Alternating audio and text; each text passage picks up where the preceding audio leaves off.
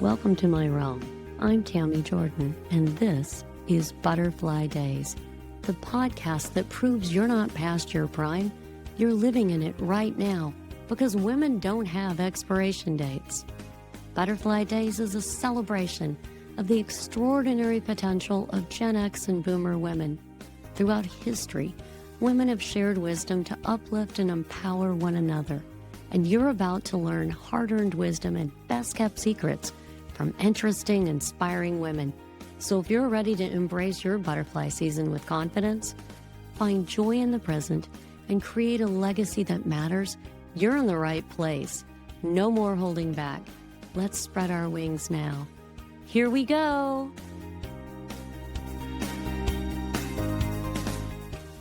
Welcome to my realm. This is Tami Jorden, and you're listening to Butterfly Days. Just as I can wax eloquent on the wonder of what I know now that I would have killed to know back then, just when I feel so much more at ease in the world as myself. That's when my back goes out because I couldn't keep up with the exercises I needed to recover from the hysterectomy. And I think aging is not wonderful. This totally sucks. And I think you hear me only too well when I express both of these thoughts. In midlife, we're no longer young, but we're not yet elderly. And our psychological maturity is actually netting us some genuine wisdom. But the physical challenges are also upticking. And it can feel like Sisyphus who hacked off the gods, so we're eternally pushing that huge stone up a hill. And I'm told that each decade the hill will increase, and so will the boulder, which is delightful news from the front lines, y'all. And yet, I'm glad to be alive. I'm grateful for the life that I have built. You know what I mean? It's a time when these opposing truths are so real. But where did we get the idea that being over the hill was just bad? Nora Desmond in that famous movie Sunset Boulevard was 50. She was done, all caps done, and the classic film made that clear. And the Golden Girls, who I thought were all north of 70, they ranged from 51 to 63. That is not even retirement age, y'all. It's nuts. In many movies today, an older woman is only cool if she's a cougar. So the one path to societal respect for older women is fueling some guy's libido. Is that even a high bar? Shout out to Pammy Anderson doing her darndest to change that narrative. Think of the millions of airbrushed female images that we have been bombarded with over the ages, we Gen X and Boomer women. Just think of it. The beauty industry has wholly convinced us that gray hair and lines are a problem that they must solve. We've been constantly given clues or directly told that aging is shameful and to avoid it at all costs. And that's a lot of hate against our bodies, ladies. Yet the even greater truth is that we're here for a time and then we leave these bodies. And whatever you think comes after this, the one thing that we know is that your body isn't going to go with you. Kind of interesting that the focus is so strongly on these bodies and not who's in them. So where does that leave us? Here in normal bodies doing what bodies do over time. We want to be healthy. We want to be balanced, and yet we live in a moment where we have unprecedented access to global news, travel, fitness data, various perspectives of nutrition advocacy, millions of anti-aging products, and a medical community who often acts like aging is just a problem to be solved with another pill or procedure.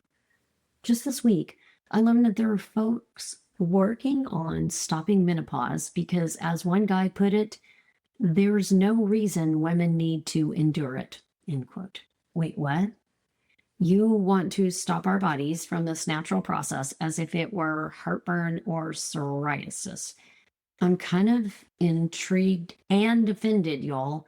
Yes, no hot flashes sounds super great. I mean, really great. But in addition to those symptoms, you know, the truth is I gained a world of enlightened perspective that just wasn't available when all my hormones were pumping at warp speed. There's something marvelous about maturity that has to be a part of this discussion.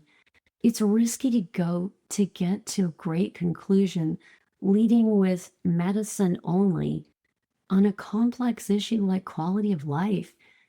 The maturation of the body and mind seem important in ways that we may not be able to explain well.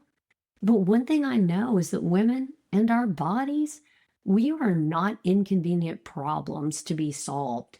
And I'm concerned about a medical community who's historically treated women as hysterical and barely funded research about these bodies until this century, deciding that our menopause is just another problem to be solved.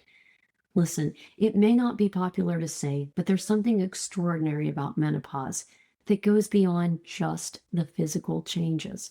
And I'm not so sure we want to throw out the baby with the bathwater. Pardon my pun. This aging body thing is tricky, and we do want good solutions. But maybe there aren't all good solutions by design. Maybe there's a value in learning to navigate a mortal body that medicine doesn't address. We're not made to live forever, and I think the data will back me up on that. And pretending that we can live forever often leads to depression and a sense of meaninglessness. It's beneficial to find ways to love these bodies, whether they perform to our expectations or not. Here in this space of life, with things falling apart and coming together, we have the elements for reaching deeper understanding about what's most amazing about life and how we might contribute in beautiful ways if we're not solely focused on the body, but who we are in that body. We were not taught to thrive in this chapter of life. We were told to wind down.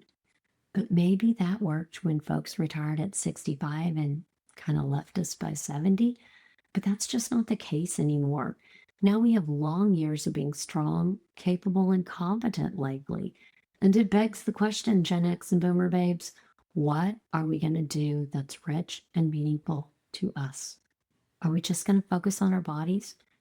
But do we have the guts to create amazing lives, whatever our cholesterol is or whether we have good knees? Sure, take care of our health. But I'm encouraging you today to not buy into the narrative that living forever is the best you could do. Instead, I'm advocating a pivot to lean into the idea that living today fully with curiosity, courage, and creativity is what's going to make you the most proud of yourself when you give back your breath and leave that body behind. I hope you never get stuck in a shame loop about your aging body. And I hope you're strong enough to focus on what you can do every day so that each good act stacks on another like steps leading to the stars. I hope you find your life expands in intricate beauty with joy and sorrow. And I hope you craft a life after 50 that blows you away every morning you get to live it. And remember, I'm rooting for you. I'm so grateful you listened to this episode. I hope it was a real value to you. If there's a sister in your life who needs this message, please share it, just like women have done to lift each other up over the centuries and across cultures. Women lifting each other is so important. It's why I do this work. And to avoid FOMO and keep up leveling your own life, make sure you don't miss the next episode. You may be losing hormones, but your life has given you powerful perspective. And I believe you have something to give that no one else does, that the world needs. So remember, I'm rooting for you. Let's go.